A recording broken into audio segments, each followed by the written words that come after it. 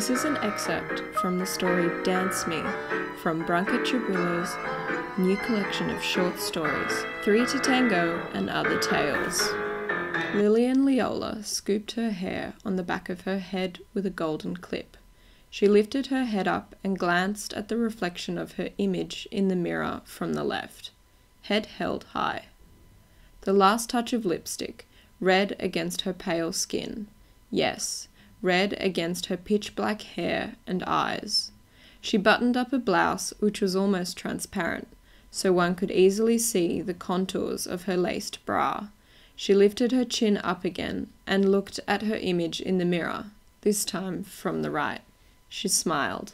She almost looked like Eva Ruiz Alonso. The first time Lillian Leola heard that name was when she was about 7 years old. Someone said to her mother, "This child of yours, I can tell you, she is going to be the spitting image of Eva Ruiz Alonso." Lillian Leola's mother said, "Shush! Don't say that. Don't put that nonsense in her head." To look like Eva Ruiz Alonso could be only a source of pride. What's wrong with you, woman? Don't put rubbish into her head.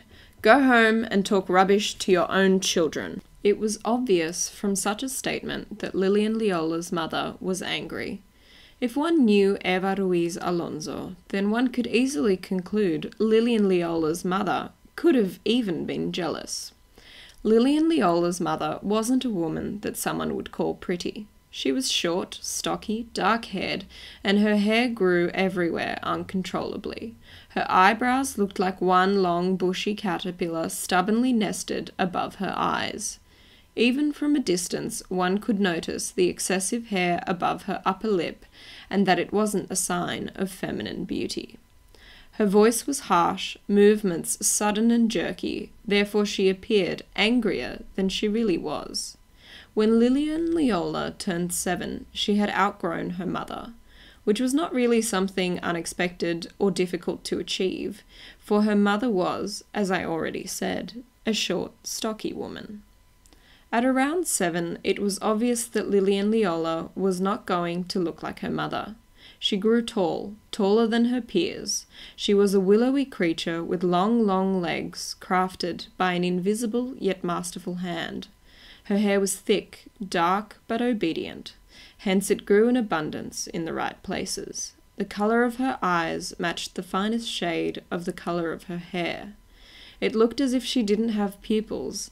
Instead, there was a big, round, black marble in each eye, thick and mysterious. It was obvious that this black pool was going to be a lake that would hold the deepest mysteries usually reserved for a select few. Her neck was slender and long, and her earlobes small, measured to create and emphasize perfection. The perfection that she was never aware of. No one ever told her she was pretty or that she was going to be beautiful.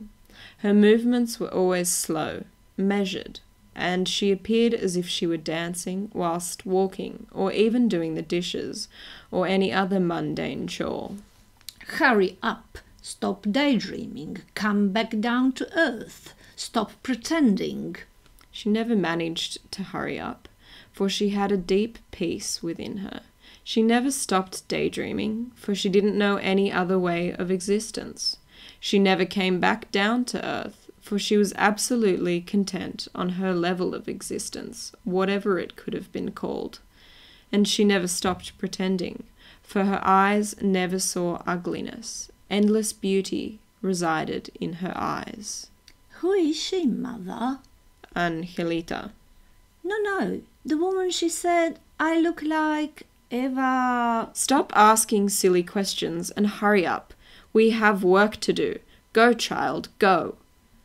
Lillian Leola's mother couldn't prevent her from growing up and turning into the image of Eva Ruiz Alonso. When Lillian Leola was 14 years old, she was absolutely aware of the impact she had on people, particularly on young men. She played with their emotions as if they were material things, which she could move, freeze, manipulate, transport, or break whenever she wanted. At that age, the age of 14, once again she heard the remark, You look exactly the same as Eva Ruiz Alonso. 7 years ago, our neighbor Angelita said to my mother that I was going to be the spitting image of Eva Ruiz Alonso. Who is she? By that age, she was the tallest girl in town. She could easily pick camellias from high branches and tuck them behind her ear. She would lock herself in the bathroom, where on the mouldy wall was an old, blurry on the edges mirror taped to the wall with 2 pieces of duct tape, and she asked the mirror, like Snow White would, "Mirror, mirror on the wall, who is the prettiest of all, Eva Ruiz Alonso or Lilian Leola?" On a few occasions, after such questions, the mirror fell off the wall, but it never broke into 1,000,000 pieces, for it was a cheap mirror made of smeared aluminium. She would just pick it up and stick it back onto the wall with a mischievous yet mysterious smile on her cherry-like lips. She knew the heaviness of the question imposed on the mirror, and as the mirror was made of cheaply smeared aluminium, it didn't know how to handle Lilian Leola's beauty. It appeared that the mirror almost knew Lilian Leola was placed in the wrong bathroom with the wrong mirror, asking the right question. Yes, the right question, for in the past 30 years no girl was born to match Eva Ruiz Alonso's beauty. One mild April afternoon, she crossed the road on the corner of the florist and the Gran Teatro on the other side, when a young man approached. He grabbed her by the hand, she turned her face towards him and met his piercing eyes. He said, "What the hell? Are you an incarnation of Eva Ruiz Alonso or a mirage?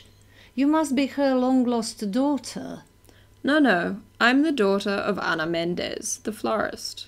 "I don't know any florist in the city. Do you look like her?" "What? Like my mother?" "Not a bit. She is a short, stocky woman. She has teeth like a horse, and her hair grows wildly everywhere, even above her upper lip." "And your father? You must have inherited these looks from someone." "I don't know my father. I have never met him.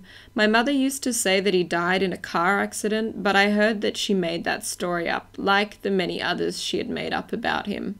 I don't know who he was. I heard from my grandma, in a heated conversation with my mum, that she slept with anyone just in the single hope to conceive a child, for no one would ever want to marry her. Isn't that a horrible story?"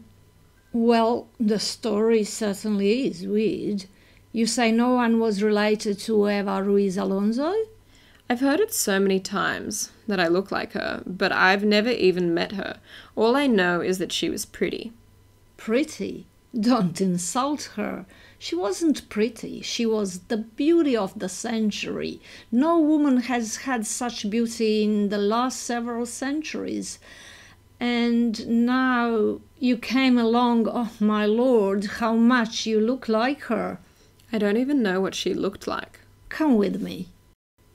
He took her by the hand and they crossed the road. Hand in hand they walked towards the Gran Teatro.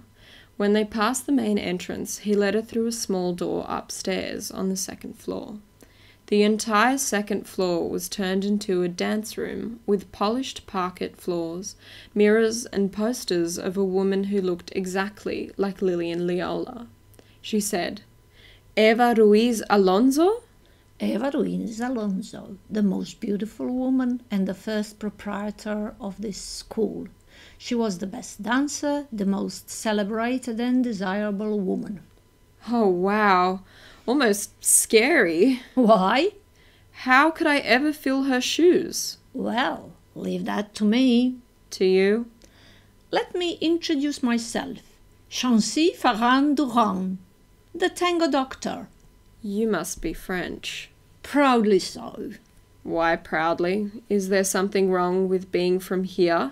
"Oh, no, my sweet Eva Ruiz Alonso." "Oh, don't call me Eva Ruiz Alonso. No, call me Lilian. This is my name."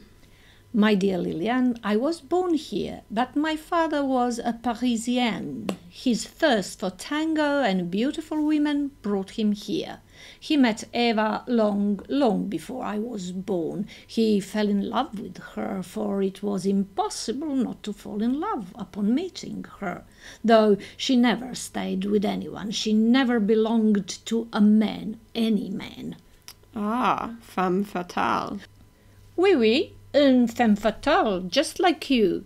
Oh, no, I'm not femme fatale. I am just Lilian Leola. My mother is a poor florist, a short, stocky woman with a visible moustache and masculine arms and a prickly, manly personality. But my sweet Lilian Leola, you are not your mother. You are an unseen beauty. Do you think that our meeting today was just chance? Don't be silly. Providence brought us together. I am the one who will bring the world the new Eva Ruiz Alonso. Whilst they were talking, Lilian observed the posters of the beautiful woman with mysterious eyes. She looked absolutely perfect. Lilian looked at her own reflection in the mirror and she saw in it Eva Ruiz Alonso. She couldn't do anything else but smile. It was a smile of satisfaction, a smile of young vanity. She said, "But you have to call me Lilian Leola. I don't wish you to change my name." Never? How are you planning to accomplish such a task? I have never danced. When I walk, I feel awkward, for I am too tall. Because of it, I tend to bend my upper back. Shush! Let me look at you now. Chauncey Farin-Durand observed her with his expert eye, in which hidden lust shone. He hoped it was just lust, for he could never afford to feel anything else for a woman. He never wanted to love just one woman, in case he missed out on someone more exciting or more beautiful. Or he never wanted to love anyone but himself. He was the best dancer, the gorgeous Frenchman, aware that women flocked to his dance studio just because of him. All his life he behaved like a rich and spoilt rotten child, brought to an extravagant and opulent candy shop, where he could pick and take whatever he wanted. You can find out what happened to Lilian and Chauncey in Branka Čubrilo's latest collection of short stories, 3 to Tango and Other Tales. Link is in the description below. Thank you for listening. If you liked our story, you can leave a comment, like, or subscribe to our channel.